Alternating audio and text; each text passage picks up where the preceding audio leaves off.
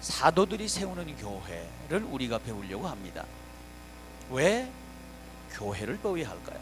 그리고 특별히 사도들이 세운 그 교회를 우리가 배워야 할까요? 우리는 21세기를 살고 있습니다. 근데 사도들은 1세기의 사람들입니다. 근데 왜 21세기를 살고 있는 우리가 1세기의 사도들의 교회를 주목해야 되고 그 교회를 세워야 할까요? 그 이유는 8절 말씀을 참고하면 알 수 있습니다. 8절 말씀 한번 읽어주시면 좋겠습니다. 시작.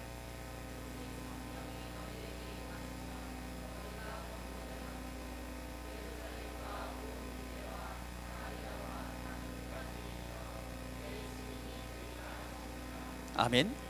내 증인이 되리라 하시니라. 사도들이 세운 교회는 예수님의 증인된 교회였습니다. 그렇다면 우리는 예수님은 도대체 어떤 분이시고 예수님께서 하신 일은 무엇인가 하는 것에 주목하게 됩니다. 왜냐하면 사도들이 세운 교회는 예수님의 증인된 교회이기 때문에 그렇습니다. 예수님이 이 세상에 오신 시대적인 상황은 가나안 땅에 들어갔던 구약의 성도들은 땅을 빼앗기고 민족은 흩어지고 예루살렘 성은 무너지고 솔로몬 성전도 무너진, 그리고 예루살렘 성은 풀과 덩쿨이 우거진 황무지로 변했고 여우와 짐승들이 우글거리는 그런 땅으로 변하고 말았습니다.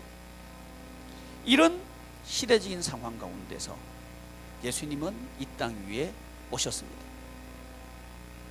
여기서부터 예수님의 증인된 교회는 시작됩니다. 예수님은 이런 상황 가운데 오셨다. 사도들이 세운 교회는 동일하게 이런 상황과 매우 밀접한 연관성을 가지고 있다.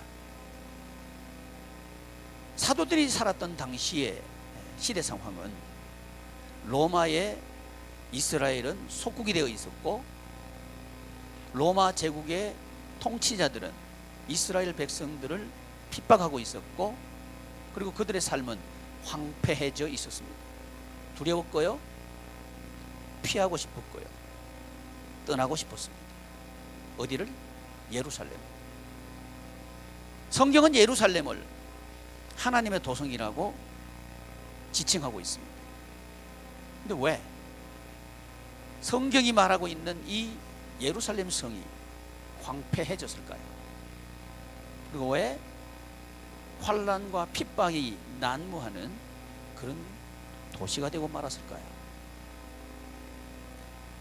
그 이유에 대해서 구약의 성도들이 가나안 땅에서 왜 쫓겨났고 성은 무너졌고 교회는 무너졌는가 하는 이유를 통해서 왜 1세기를 살고 있는 사도들이 이런 형편에 살았는가를 우리는 추론하고 해석할 수 있습니다.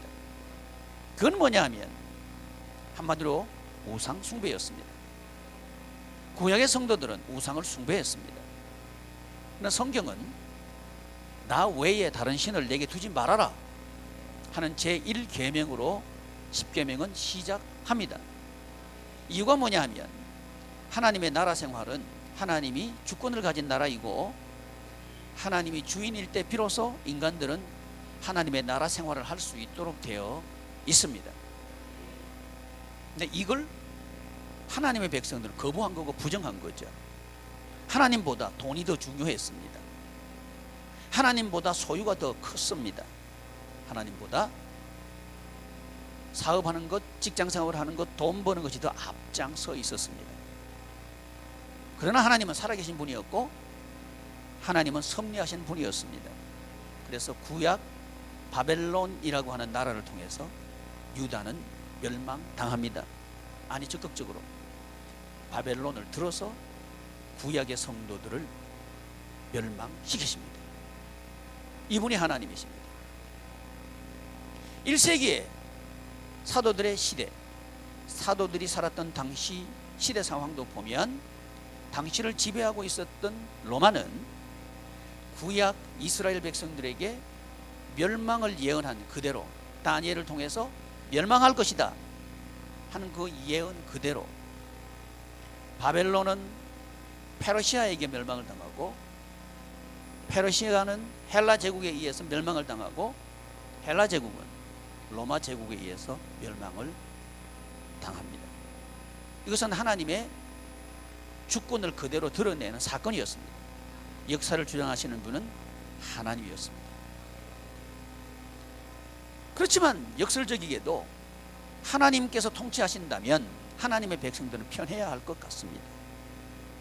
걱정이 없어야 할 것 같습니다. 그리고 오해나 핍박은 없어야 할 것이라고 우리는 기대합니다. 그러나 상황은 전혀 달랐습니다. 오히려 핍박이 있었고, 환란이 있었고, 오해가 있었고, 그리고 두려웠습니다. 그래서 1세기의 사도들은 떠나고 싶었습니다. 그 예루살렘을 말이죠. 그러나 부활하신 예수님께서는 그 사도들을 찾아오셔서 예루살렘을 떠나지 말라고 하십니다. 아니, 떠나고 싶어요. 나 너무 힘들어요. 오해받는 거 싫어요. 그래서 나는 떠나고 싶습니다. 이해가 되고 또 누구든지 그럴 수밖에 없습니다. 그럼에도 불구하고 성령 하나님은 우리 사도들에게 찾아오십니다. 찾아오셔서 너희들이 내 증인이다, 이 말씀을 해주시는 거예요. 다시 한번 이 말씀이 중요합니다. 너희들이 내 증인이다. 누가 증인이라는 거죠? 핍박이 힘들어서 도망가고 싶은 사람, 그 사람들을 보고 부활하신 예수님은 너희들이 내 증인이다. 내가 힘들어서, 인생 사는 게 너무 힘들어서, 내 자신도 내가 싫은 이런 상황에 있는 그 사도들에게 찾아와서 너희들이 내 증인이다, 이런 말씀을 하시는 겁니다. 저와 여러분들이 살고 있는 21세기의 상황도 그와 별반 다르지 않은 것 같습니다. 동일하게 사도들을 통해서 너희들은 내 증인이다 이렇게 말씀하신 하나님께서는 저와 여러분들에게 이렇게 말씀하십니다. 동일하게 너희들은 내 증인이다. 자, 그렇다면 저와 여러분들은 예수님의 증인 생활을 할 수 있는 아주 특별한 존재란 사실입니다. 두려워서 피할 그런 사람이 아니고, 내 미래가 불투명해서 방황할 그런 존재도 아니고, 오히려 내가 주인공이라는 얘기입니다. 사랑하는 교회 여러분, 이제 우리는 이 사도행전을 통해서 그러면 나는 어떻게 주인공으로 살 수 있는가 하는 이야기를 배우려고 합니다. 그것은 기초에 대한 이야기를 먼저 해야 할 것 같습니다. 교회의 기초 말이죠. 이 기초를 이야기하기 전에 왜 교회를 이야기해야 되는가 하는 이야기를 우리는 먼저 정리해야 할 것 같습니다. 우리 하나님께서는 모든 만물을 만드십니다. 하나님의 말씀으로, 그리고 하나님의 전능의 능력으로 만드십니다. 만드신 그 모든 만물 속에 인간을 두십니다. 우린 인간이죠? 우리가 살고 있는 땅은 하나님께서 지으신 땅입니다. 사람들은 이렇게 말하고 싶을 겁니다. 이 땅은 내 땅이야. 그리고 등기도 하고, 등기하기 위해서 돈을 벌고, 돈을 벌기 위해서 공부도 하고, 그리고 기술도 배우려고 할 거죠. 열심히 해서 기술을 배웠습니다. 그리고 공부도 했습니다. 그리고 원했던 땅도, 원했던 집도 내 소유로 등기도 했습니다. 근데 웬일일까요? 등기는 할 수 있었습니다. 가질 수는 있었습니다. 그런데 기쁘지는 않은 겁니다. 걱정이 거기 섞여 들어온 겁니다. 염려도 그 안에 들어온 겁니다. 그 안에 싸움도 있었습니다. 마음이 편치 않습니다. 그리고 지금도 싸우고 있습니다. 지금도 염려하고 있습니다. 여기서 벗어나지 못하는 것이 인간들인 거죠. 요한복음은 이 인간들의 상황을 한마디로 이렇게 정리합니다. 어두움이다. 이 세상을 살고 있는 모든 사람들은 어두움 가운데 있습니다. 그러나 우리 예수님께서는 이 어두움 가운데 빛으로 오십니다. 나는 세상의 빛이다. 예수님은 당신을 이렇게 소개하고 계십니다. 그리고 나는 사람들의 빛이다. 이렇게 예수님을 말씀하고 있습니다. 예수님은 빛입니다. 빛 대신 예수님께서 저와 여러분들에게 찾아오시고 우리가 그 빛의 증인이 될 때 우리의 땅은, 우리의 두려운 땅은, 우리의 혼란스러운 땅은 기쁨의 땅으로 바뀔 것이다. 그런데 그 혼란스러운 것을 정리하고 어두운 것을 빛으로 만드는 그 일을 할 수 있는 축복의 기관이 뭐냐면 교회예요. 그래서 창세기 2장에 하나님께서는 만물을 만드신 뒤에 교회를 창조하십니다. 교회를 설립하시고 그 교회 안에 아담과 하와를 두십니다. 그리고 아담과 하와는 그 교회 안에서 하나님의 나라 생활을 하게 됩니다. 여기서 한 가지 우리가 정리해야 될 게 있습니다. 교회는 도대체 뭔가 하는 얘기입니다. 천국 생활을 하도록 하는 교회는 사람이 하나 된 공동체를 말합니다. 분열된 그 교회는 병든 교회입니다. 그러나 교회입니다.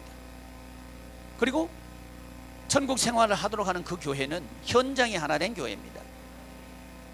이 현장은 네 가지로 구성되어 있는데, 하나는 지역교회, 이 지역교회는 양해문 교회, 이런 지역교회, 이 지역교회, 지역교회, 가정교회. 여러분의 가정은 교회입니다. 가정교회, 그리고 개인 성전, 한 사람 한 사람은 교회입니다. 성령님이 거하시는 성전입니다. 여러분 한 분 한 분은 교회입니다. 그리고 우리가 살아가는 일터는 생계의 현장이 아니고 교회입니다. 이것이 우리 하나님께서 원래 디자인하신 교회입니다. 지금의 교회는 이 교회와 사뭇 다릅니다. 굉장히 거리가 멉니다. 교회 그러면 지역교회만을 교회라고 인식하고 있는 것 같습니다.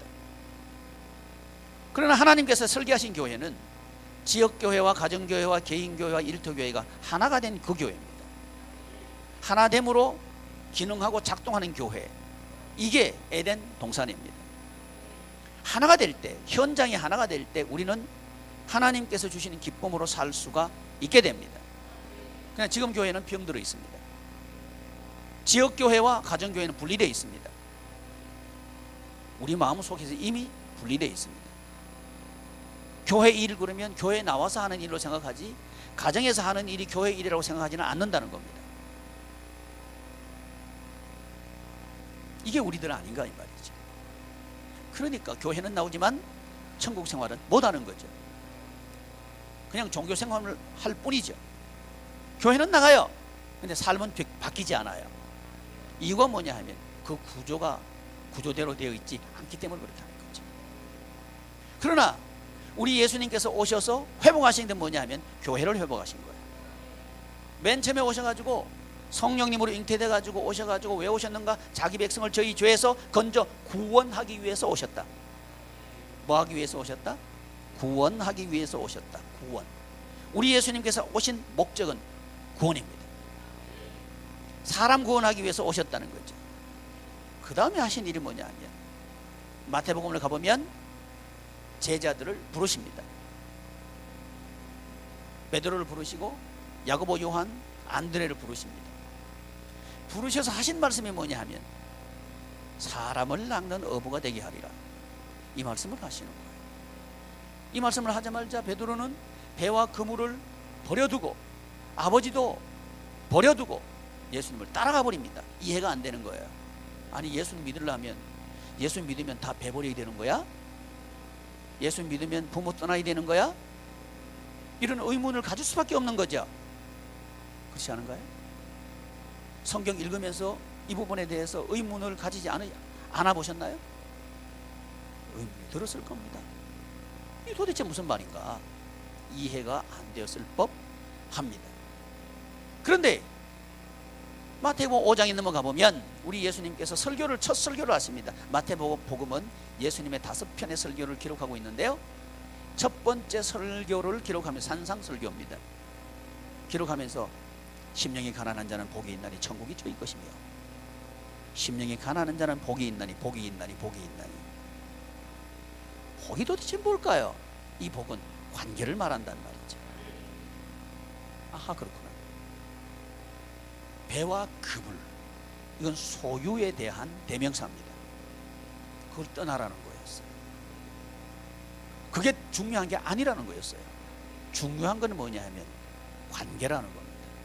그래서 심령이 가난한 자, 어떤 부분에 가난한 거? 관계 면에 있어서 심령이 가난한 사람. 내가 좀 더 잘해줘야 되는데, 내가 좀 더 희생해야 되는데, 내가 좀 더 사랑해야 되는데, 내가 좀 더 아껴줘야 되는데, 이게 가난한 사람 말이죠.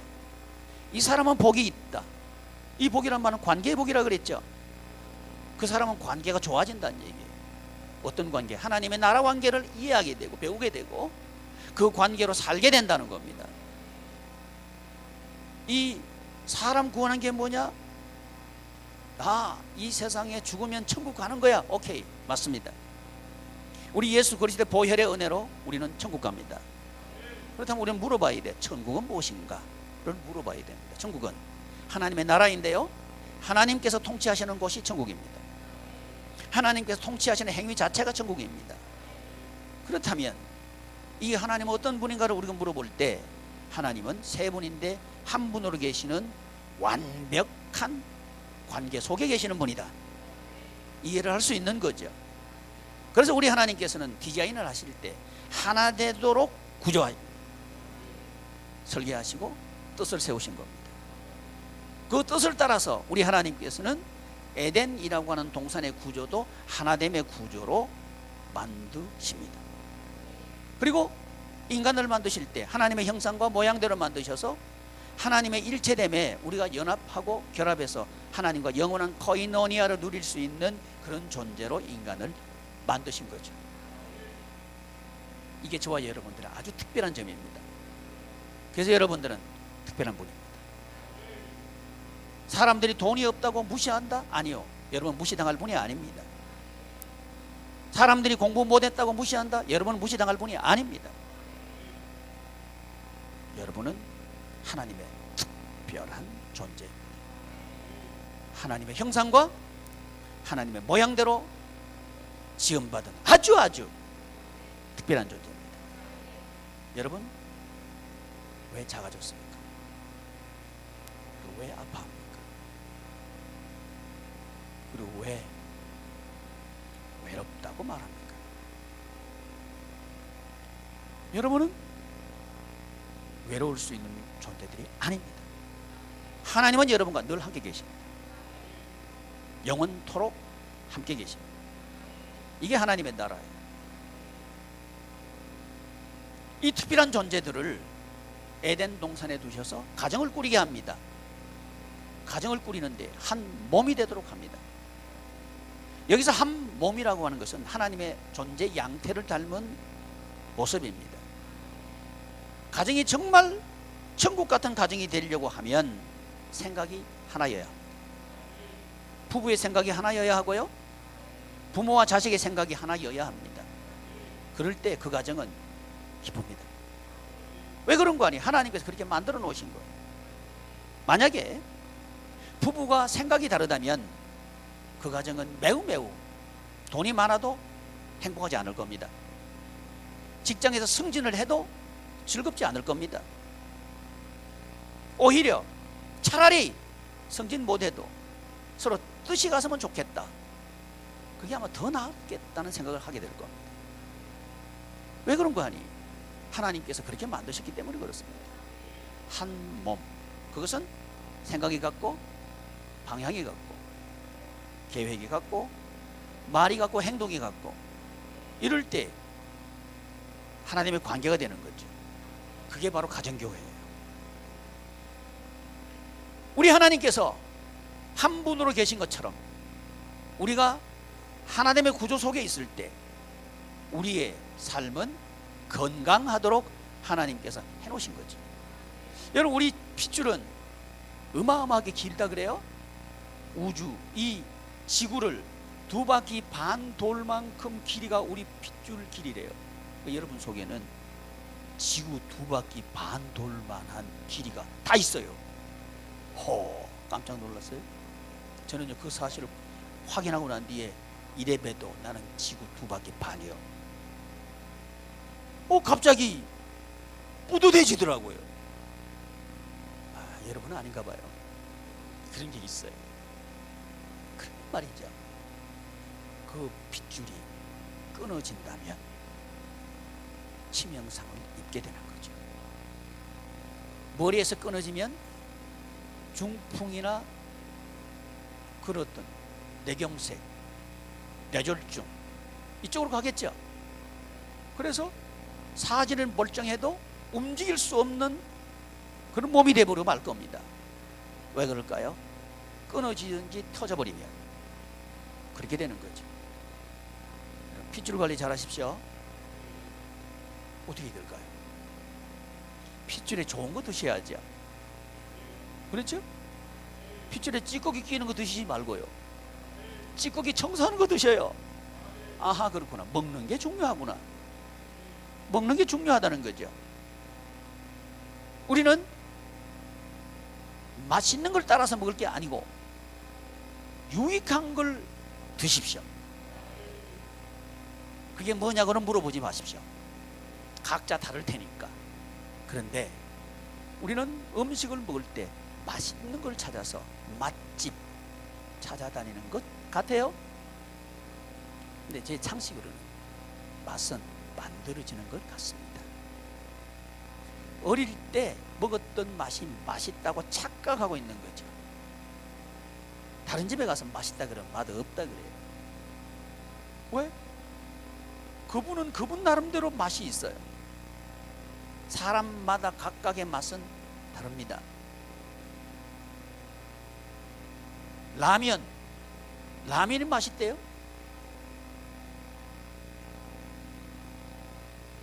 밥하고 라면하고 먹으라 그러면 뭘 먹겠어요? 라면 맛이 있어요. 근데 처음부터 그런 건 아니었어요. 라면을 처음 만들었을 때 사람들은 그 맛을 몰랐습니다. 그래서 맛을 들일 필요가 있었어요.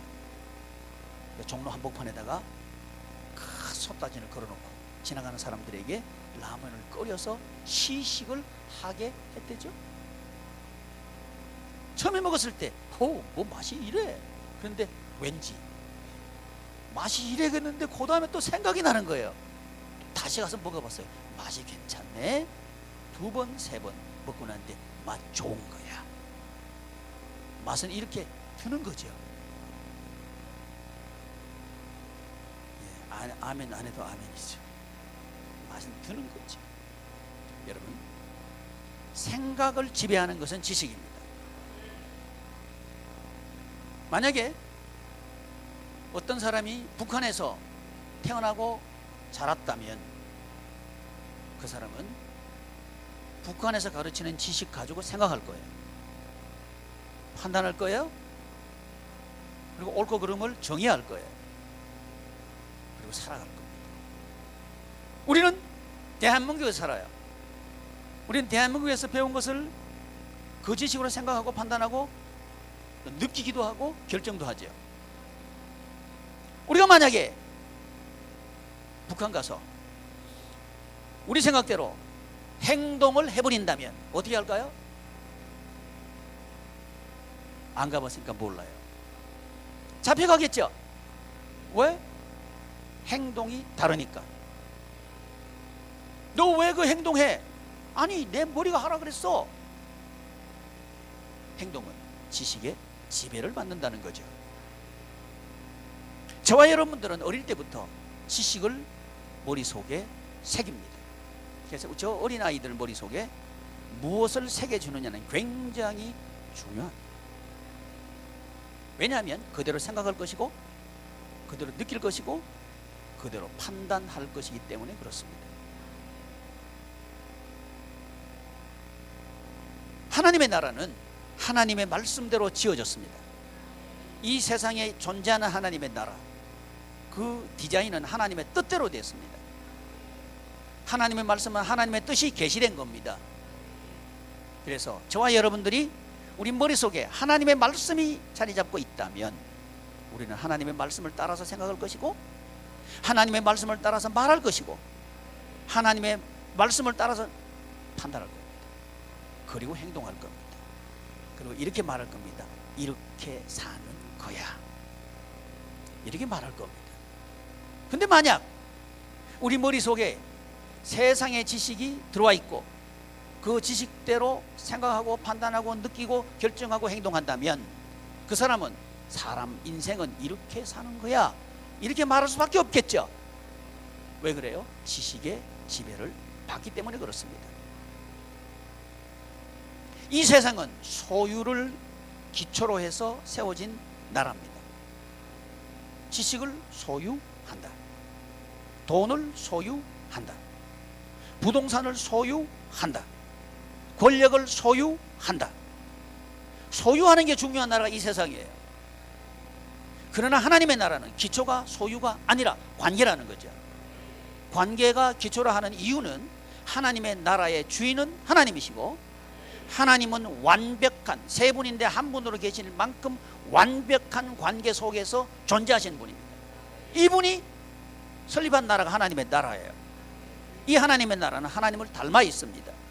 그래서 하나님의 나라는 관계의 나라라고 말씀을 드리는 거지요. 우리는 소유의 나라에서 살고 있습니다. 그러나 우리는 하나님의 나라 생활을 원합니다. 이중적인 위치에 있다는 거죠.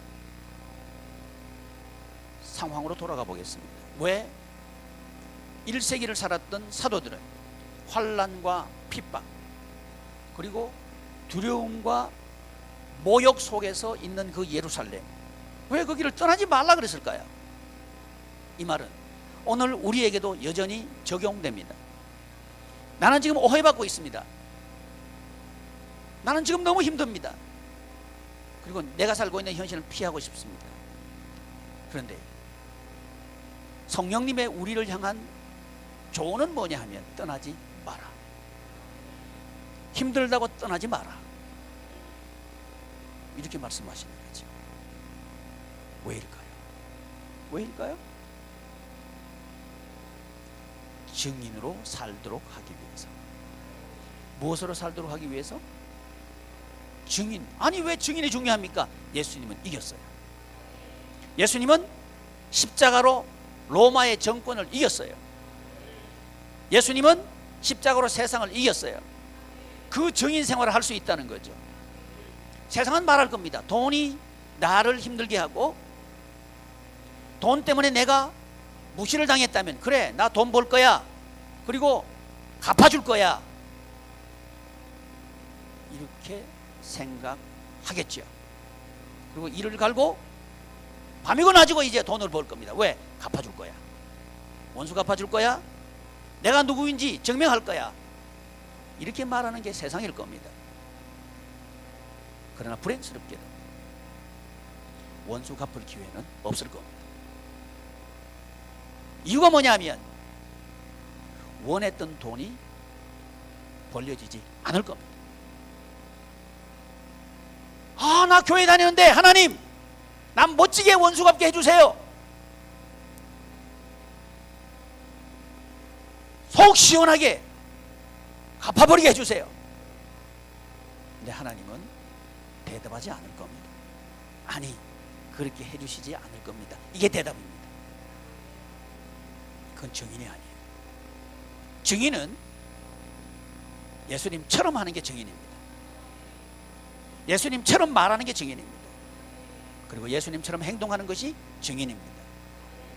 사도행전은 사도들을 향해서, 사도들을 통해서 증인 생활을 하도록 하는 기록, 이게 사도행전입니다. 근데 이 사도행전은 사도들의 증인뿐만 아니라 저와 여러분들이 증인이라는 사실을 말하고 있습니다. 사랑하는 교회 여러분, 우리는 증인입니다. 그렇다면 예수님의 승리는 우리의 승리입니다. 예수님의 부활은 우리의 부활입니다. 왜요? 증인이기 때문에.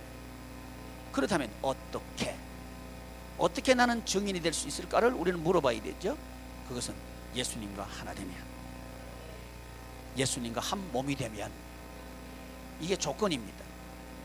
예수님과 하나 될 수 있도록 은혜를 베풀어 주시는 분, 그분은 성령님입니다. 그래서 성령님이 오시면 너희가 권능 받는다. 이유가 뭐냐면 그 성령님이 우리에게 은혜를 베푸시고 은사를 주셔서 예수 그리스도와 한 몸이 되도록 하는 그 일을 하도록 한다는 거죠. 우리 힘으로 안 된다는 거. 근데 놀랍습니다. 성령님이 오시면 우리가 그 일을 하게 되고, 그 일을 하게 되면 인생이 변한다는 거죠. 그 일을 하도록 하는 기관, 그게 교회예요.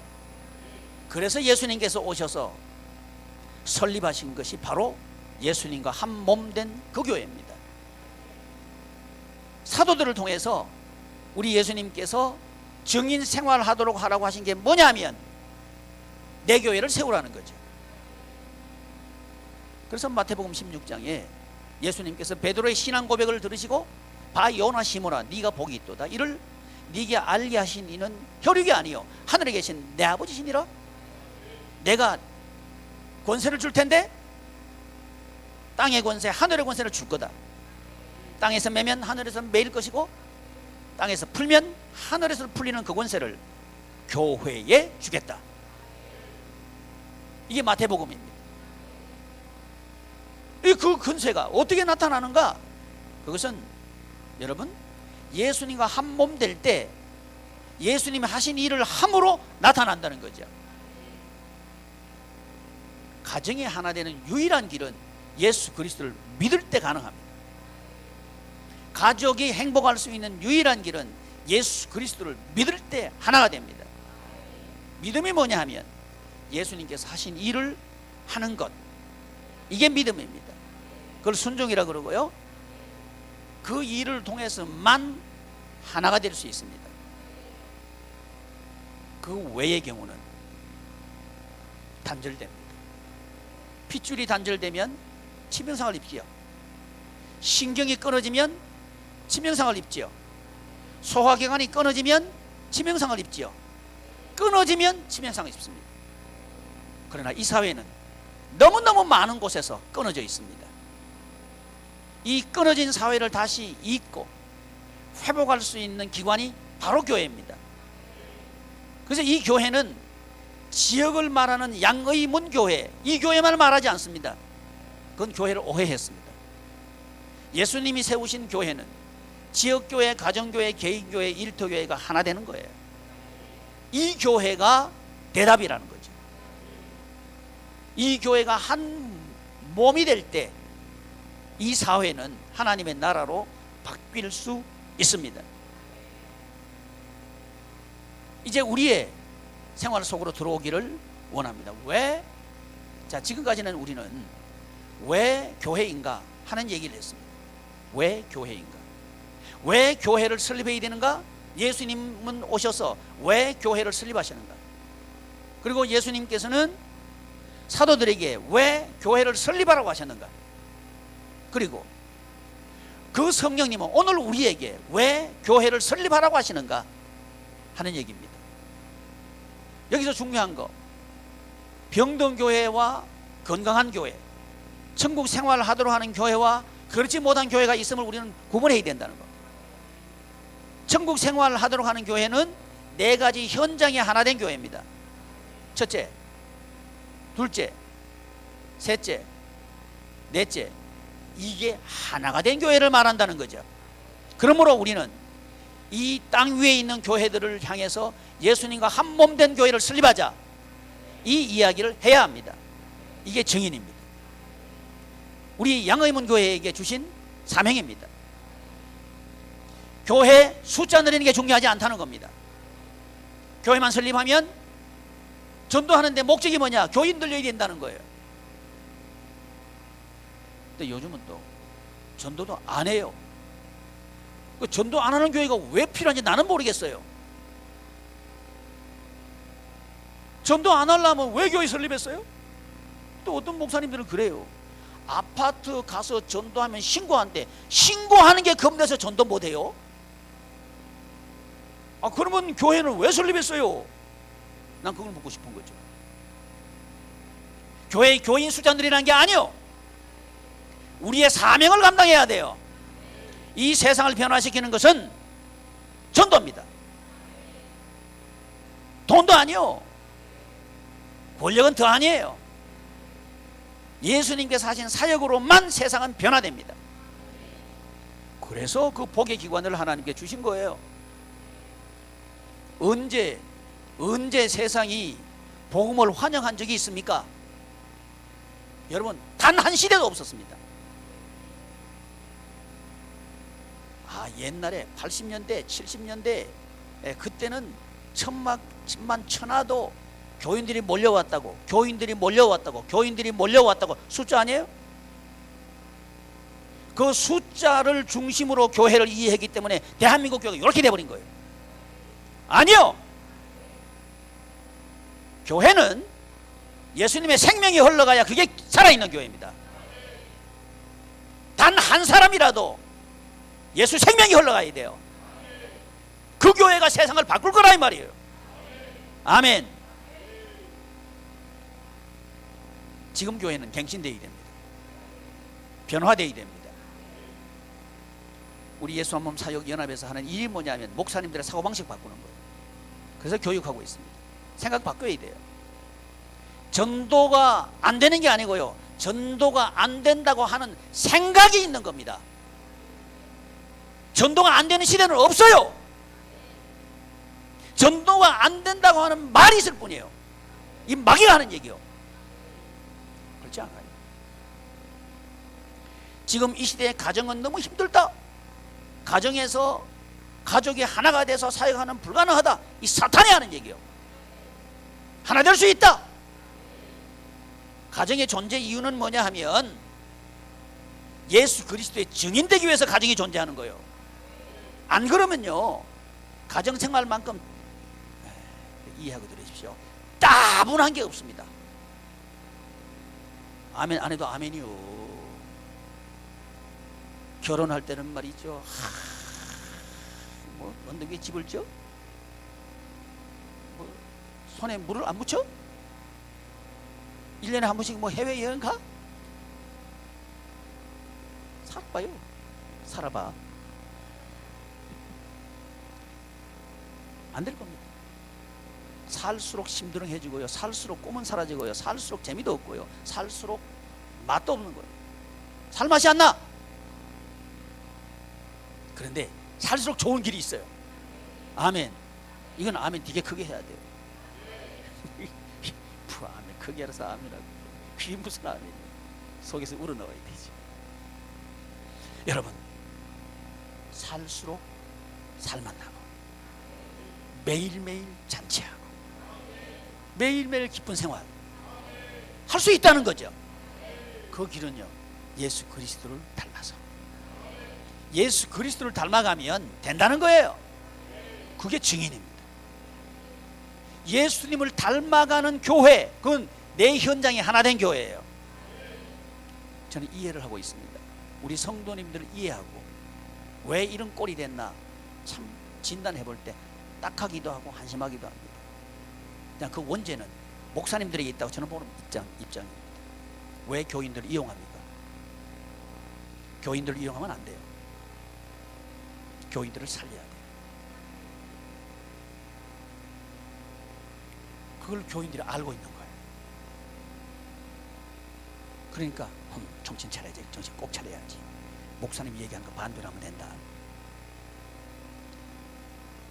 그게 교회 가지만 발은 한 발은 들여놓고 한 발은 빼 있어야 돼.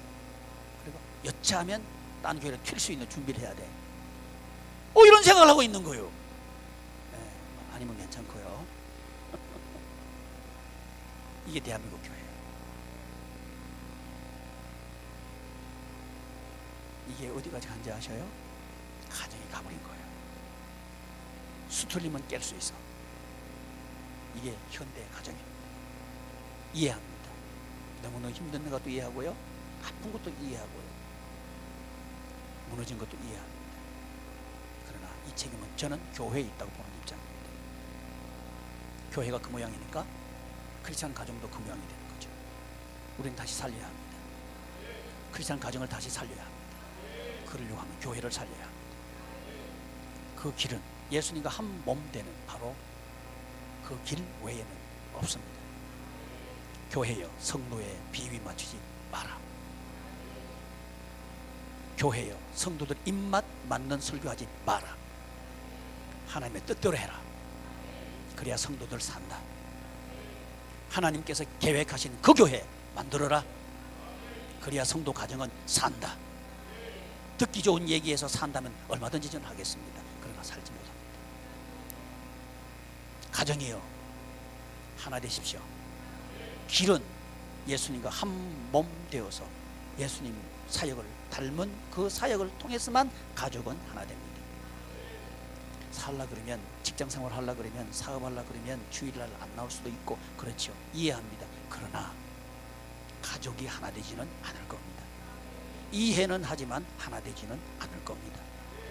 그래서 해피하지 않고요, 즐겁지도 않고요, 기쁘지도 않고요, 사는 게 살 맛이 나는 것도 아닐 겁니다.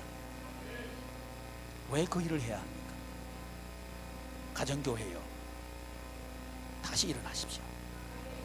그것은 먼저 믿은 사람이 주 예수님을 먼저 닮아가는 겁니다. 그럴 때 가족은 하나 될 겁니다. 이 가족이 개인이 평안해지고 기쁘고 만족하고 그런 삶을 살 수 있게 됩니다. 이유가 뭐냐면 가족이 하나 되어 있으니까요. 그러나 개인이 만족하지 못한 이유도 가족이 하나 되지 못하면 개인은 만족하지 못합니다. 그 원죄는 여전히 지역교회에 있다고 저는 봅니다. 그래서 요한복음에서 첫 번째 표적에서 갈릴리 가나 혼인잔치의 실제를 얘기하시면서 맨 먼저 청소하신 게 성전 청소예요. 근본적으로 변해야 된다. 이게 갈릴리 가나 혼인잔치 표적의 내용이거든요. 그 본질적으로 변해야 된다. 본질이 어떤 것의 본질이 변해야 되는가? 교회 본질이 변해야 된다. 그 당시에 교회는 대제사장, 장로, 서기관들이 헤게몬을 쥐고 있었고 그들의 이익을 위해서 교인들을 이용하고 있었습니다. 예수님께서는 그 성전으로 직행해서 들어갑니다. 그리고 성전에 있는 돈통을 엎어버립니다. 이런 거룩한 분노가 우리 양해문 교인들에 있기를 바랍니다. 돈통을 엎어버리십시오. 그러면 살아날 겁니다. 여러분 가정에 돈통을 엎어버리십시오. 그러면 가정이 살아날 겁니다. 먹고 살기 위해서는 이렇게 해야 됩니다. 이해야 됩니다. 그러나 기쁘지 않을 겁니다. 이유가 뭐냐면 하나님의 나라는 하나 되어야 됩니다. 하나 되는 방법은 예수 그리스도를 닮아서, 그게 증인이라는 거죠. 저와 여러분들이 교회를 세워야 되는 이유가 바로 여기 있습니다. 정말 만족스러운 인생 살기를 원하십니까? 그렇다면 본질적으로 변하십시오. 뭐가 본질적으로 변해야 될까요? 교회가 본질적으로 변해야 합니다. 지역교회를 교회라고 생각했던 거 변해야 합니다. 이게 변하지 않는다면 여러분 기쁘지 않을 겁니다. 교회 다녀도 기쁘지 않을 겁니다. 가족이 하나 되지 않을 겁니다. 그리고 나도 내 개인은 영과 혼과 몸으로 되어 있는데 내 마음은, 내 감정은, 내 결정은 가족과 서로 트러블을 일으킬 것이고 하나가 안 될 겁니다. 따라서 나도 기쁘지 않을 거고 만족하지 않을 겁니다. 이런 생활에서 우리는 새롭게 시작할 수 있습니다. 만족한 인생을 살 수 있습니다. 그게 증인이에요. 사도행전을 통해서 저와 여러분들이 생각해야 될 이유가 뭐냐면 나 새롭게 살고 싶어. 멋진 인생을 시작하고 싶어. 그렇기 때문에 우리는 이 사도행전을 주목하는 거죠. 그리고 우리의 삶의 현장 얼마나 힘들고 버거운지 모릅니다. 얘들아, 공부하는 게 힘들지. 공부하는 게 힘들어? 시험이 힘들어? 시험이 힘들어. 학교 가는 건 좋대요. 근데 시험은 싫대요. 다 그런 거죠. 여러분, 우리의 일터 만만하지 않습니다. 그러나 여러분, 우리의 일터가, 우리의 삶의 현장이 천국으로 바뀔 수 있습니다. 아니, 천국의 현장으로 살고 싶어집니다, 우리는. 그러나 지금까지 우리의 경험은 그렇지 못했다는 거죠. 이유가 뭐냐면 우리가 살아가는 삶의 현장은 내 먹고 살기 위한 현장으로 인식이기 때문에 그렇습니다. 여러분, 죽기 살기로 일 안 해도요 먹고 삽니다. 네, 아멘 안 해도 먹고 살아요. 근데 우리는 거기에 매달려 있는 거죠. 거기에 매달려서 10대는 그걸 준비하기 위해서 공부했고요, 50대는 그거 준비하다가 일하다가 쫓겨났어요. 용케 붙어 있는 사람은 천만다행입니다. 근데 곧 쫓겨날 겁니다. 어떻게 할까요? 100세 시대 좋아할 것만 아니죠. 일거리 없으면 100세 시대요, 이거 재앙입니다. 돈 없고 일거리 없는 100세 시대 차라리 빨리 가는 게 훨씬 낫습니다. 아니, 목사님 아멘 할 줄 알았어요. 목사님 그래도 나 오래 살고 싶어요. 예, 오래 사실 축복합니다. 그런데 그런데 우리 즐겁게 삽시다. 아멘. 즐겁게 같으면 뭐 100년이 아니라 200년도 살고 싶다. 안 아프고 즐겁고 기쁘고 그 200년 돼 300년 살고 싶다. 그게 천국이에요. 300년 아니라 영원히 사는 나라. 그게 하나님의 나라예요. 근데 그런 기쁨은 인간이 주지 않는다는 겁니다. 영원한 기쁨은 인간이 줄 수 없어요. 영원한 기쁨은 하나님만이 주실 수 있습니다. 어디서? 삶의 현장에서. 일터가 천국이 될 수 있는 그 길, 그것은 인간들이 모릅니다. 오직 그분 예수님만이 아시는 거예요. 사랑하는 교회 여러분, 우리의 삶의 현장이 천국 되기를 축복합니다. 그러려고 하면 우리는 이 지역교회, 양의문 교회가 정신을 바짝 차려야 돼요. 그래서 아파트 문 안 열어주고 신고하니까 전도 못한다, 그런 소리 하지 마라. 우리나라 대한민국의 이 선교회 장이 열릴 때 쇄국 정책하고 있었고요, 도로면 잡아 죽였어요. 그런데 복음은 전해졌어요. 복음은 이렇게 전해지는 겁니다. 아파트 띵동 하는데 활짝 문 열고 어서 오세요 그런 사람 없어요. 그런 사람이 어디 있어요? 띵동 하면 딱 보고 없다 그래라. 그건 다행이에요. 욕해버려요. 욕해도 안 되면 문 열고 소금 뿌려버려요. 안 그러면 경찰에 신고해요. 신고하면 어때? 바로 당신이 구원받아야 된다. 아멘. 그게 전도예요. 불쌍하게 보이는 거예요. 몰라서 소금 뿌리지, 알면 오시라 그러지. 그 안에서 얼마나 울고 있는지 여러분 아셔요?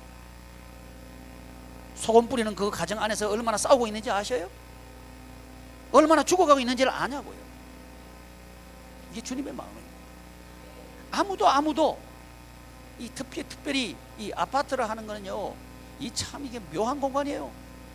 문만 딱 닫고 들어가면요 자기들밖에 몰라요. 그러니까 그 안에서 싸워도 몰라, 찢어도 몰라, 볶아도 몰라, 때려도 몰라, 피 흘려도 몰라, 썩어도 몰라, 다 몰라. 아무 일 없는 것처럼 보이지만요, 그 안에서는 어마어마한 일들이 다 일어나고 있어요. 아픈 일들이 말이죠. 그 영혼들을 어찌하랍니까? 몰라서 그러는데 그 영혼들을 어찌하랍니까? 경찰에게 신고하니까 전도 못합니다, 이렇게 변명하는 목사님들 정신 차려야 돼요. 경찰 그 사람도 구원받아야 되고요, 구원받아야 될 사람이요. 아멘.